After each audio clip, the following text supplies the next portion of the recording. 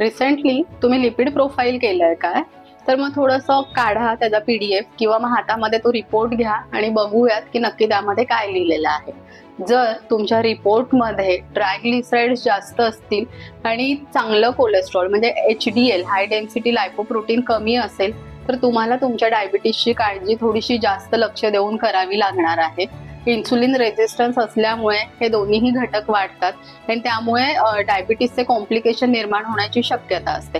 जर तुमच्या लिपिड प्रोफाईलमध्ये LDL लो डेन्सिटी लायपोप्रोटीन वाढलेलं असेल तर तुम्हाला करोनरी हार्ट डिसीजचा धोका जास्त संभावतो, कारण त्याच्यामुळे काय होतं, जो बिल्डअप आहे प्लाक्सचा तो वाढतो.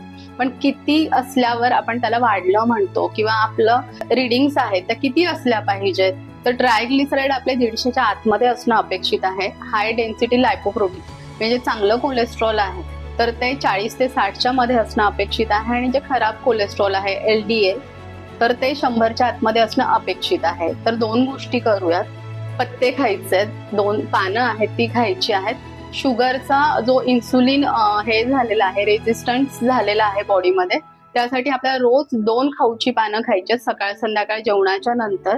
आणि हार्ट डिसीज मध्ये जर आपलं LDL वाढलं असेल तर आपल्याला पालक पत्ते खायचे एनी हाऊ विथ दाल खिचडी और सॅलड्स मध्ये, पालक पनीर मध्ये, पालकाची भाजी किंवा पालकाचा पराठा. एनी हाऊ ते रोज थोडं थोडं पालक आपल्या आहारामध्ये गेलं तर आपलं LDL आणि जे प्लाक बिल्टअप आहे तो कमी व्हायला हेल्प होते. थँक्यू.